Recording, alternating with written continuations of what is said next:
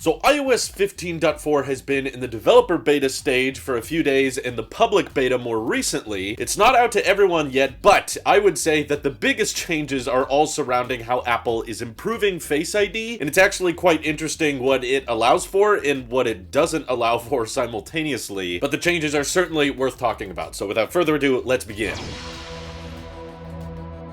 The biggest change, of course, I'm sure, as you've already heard, is that now Face ID works with a mask. And before you say, I thought it already did, Apple had kind of a janky, basic way of supporting it through the Apple Watch. Although their way of supporting it through the watch was essentially not using Face ID at all. The Apple Watch basically just had to be within a certain proximity of your iPhone, and if it detected that you were wearing a mask, the phone would unlock and then it would vibrate your watch and you could lock the phone again if, for some reason, someone else unlocked it. But the reason I call it jank is because it pretty much always assumed something was a mask and would unlock even if I wasn't looking at my phone, even if someone else picked up my phone. It wasn't just registering my eyes and a mask, it was looking for anything that basically wasn't a face. So oftentimes I would tap my phone display and I know just because of the angle it's not pointed at my face or anything, but it would just unlock because it was like, well, I don't see a face and there's a flat surface in front of me, which is kind of like a mask, so Apple Watch unlocks the phone for you. I could lock it again if it was an emergency and someone was stealing my phone or accessing it without my consent. This is a bit different. Now, even if you don't have an Apple Watch, if you're on iOS 15.4 and you have an iPhone 12 or later, we'll get into that in a second, the phone will need you to re-register Face ID again, so it asks you that during setup, but it's going to pay closer attention to basically your eyes, and I'm guessing the facial structure that isn't covered up by a mask, and it will actually unlock the phone just based on that section of your face, and it won't rely on the mask. Now, it does say during setup that Face ID works best when it has,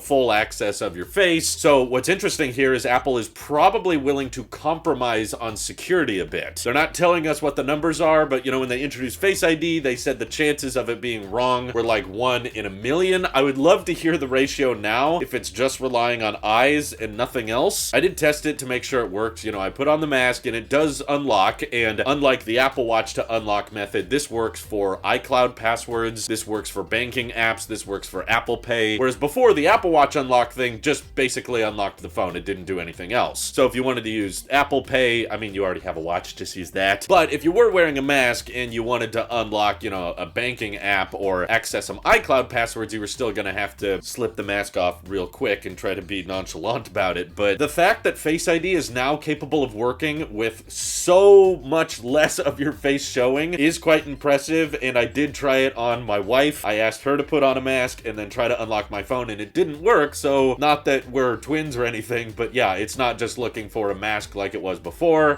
Previously, if my wife was wearing a mask and tried to unlock my phone, it would just fall back on the Apple Watch. Personally, I'm still kind of okay with the Apple Watch unlocking the iPhone because I've always felt that Apple's biometrics are always the same no matter the context of the device's environment. I always thought the phone should maybe not have as much security if you're at home or just with a loved one. You don't probably need Face ID to be that reliable or that secure when you're that far away from the rest of the world, but Apple doesn't want to give biometrics much context, which I guess is fine, so we're resulting to essentially locking our devices even if we're the only ones in our apartments or homes. But yes, the weird part for me definitely is that you need an iPhone 12 or newer, which means, correct, it will not work on the iPhone 10, 10s, or 11. At least right now, keep in mind this still is in beta, so there's a chance that they might update it to work on all Face ID devices in the coming years. But the weird part about that for me is that, when the iPhone 11 launched, Apple briefly mentioned that Face ID works a little bit faster now. They didn't really say that the infrared blaster or the dot projector are working better or anything. They just said Face ID works from slightly more angles. In real life testing, we didn't really notice much of a difference. But from the transition from iPhone 11 to 12, there was really no talk about Face ID being upgraded in any way. And from iPhone 12 to 13, we just got the rearranged Face ID sensors. So we know it's not the arrangement you need for it to prioritize your eyes instead of your nose and mouth. Otherwise, it should definitely just work on the iPhone 13 and not the 12, which means to me, it must rely heavily on the CPU, like the neural engine that's embedded within the A15 and A14 chip. For some reason, maybe it's able to collect a tad more data data, or at least collect that data more efficiently, and Apple just can't find a way for the A13 chip to do it reliably enough. So there's basically now a selling point for an iPhone 12 or a 13 that was not previously there, considering the pandemic is still very present and there's a lot of places that are still requiring masks. So I would say that's kind of a fairly crucial feature to a lot of people out there, especially if you work in a public place and are required to wear your mask all the time and you're glancing at your phone fairly regularly. Being able to unlock it, you know, even if you don't have an Apple Watch and still keep your mask on, that's a pretty crucial feature that I was not expecting the A14 and A15 chip to have on previous generation chips. So yeah, I really don't think it has anything to do with the sensors themselves. It's just neural cores and how efficient they are, which we usually don't see those cores play into our everyday life until these types of situations. Unless, of course, Apple is just software locking this feature because they want you to buy a new iPhone. iPhone 12 and 13, they're still available for sale on Apple's website. iPhone 11,